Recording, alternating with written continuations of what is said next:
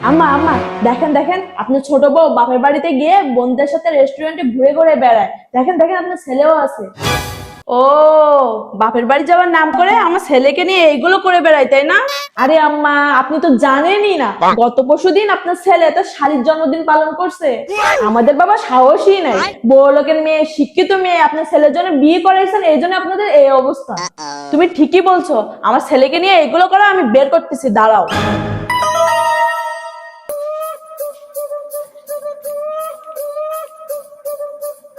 কই তুই? বউরে নিয়ে এক্ষুনি বাড়িতে আয়।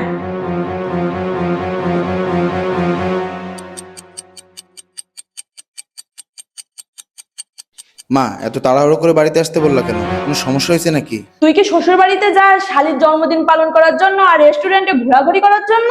তোর বাপ যে বললো আমাদের বাড়িটা পুরাতন হয়ে গেছে, দুই ভাই মিলে একটা বাড়ি কর। তুই কি বললি?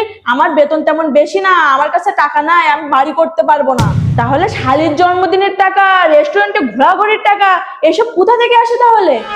আম্মা, আমার বোন তো অনেক ছোট, আমার তো কোনো ভাই নাই। আমার বোনই আপনার ছেলেকে বলছিল একটু ঘুরতে নিয়ে যাইতে। তার দোলা ভাইকে সে নিজের ভাই মনে করে। তার জন্মদিনে আপনার ছেলে একটা কেক কিনে দিয়েছিল, এটাতে আহামরি খরচ হয়নি। তুমি একদম চুপ থাকবা, কোনো কথা বলবা না। তুমি হচ্ছে খুব শিয়ানা মেয়ে।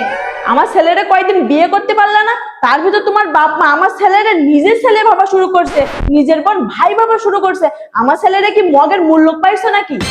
ছেলে আমি কষ্ট করে মানুষ করছি, আর এইসব সবকিছু ভোগ করতেছে তোমার বাপ মা।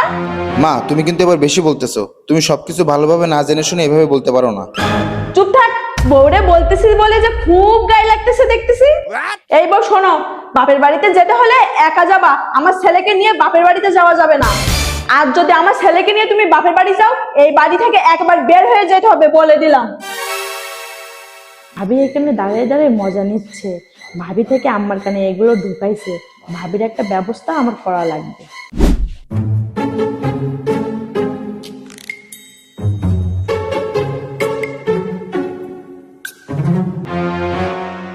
আমার বোনের বিয়ের সময় তো জামাইরে একটা সোনার আংটি দিয়েছিলাম, শ্বশুর বাড়ি কাউরে কিছু বলিনি, বলছি ছোটখাটো কিছু একটা দিছি, তুমি যেন আবার কাউকে ভুলো না। আম্মা আম্মা, আপনার বড় বউ এবার থেকে যা যা বলবে কোনো কিছুই বিশ্বাস করবেন না। কেন ছোট বউ, কি হয়েছে বলো তো? কিছুদিন আগে ভাবির বোনের বিয়ে হয়েছিল না, আমাদের তো বলছিল ভাবির বোনের বিয়েতে ছোটখাটো একটা উপহার দিয়েছিল, তাদের কাছে টাকা ছিল না তাই। আসলে আম্মা, এটা আপনার সাথে মিথ্যে কথা বলছে। পাশে পাশে ভাবির সাথে যখন বলতেছিল, এটা আমি শুনছি। আপনি তো আপনার দুই ছেলের কাছ থেকে একটা টিভি চাইছিলেন, আপনার বড় ছেলে কি বলছিল? আমার কাছে টাকা নাই, আমি দিতে পারবো না। সে তো আপনার ছোট ছেলে আপনার টিভি কিনে দিল। তাহলে এবার বুঝেন। দাঁড়াও, আজকে ওর খবর আছে। বড় বউ, বড় বউ,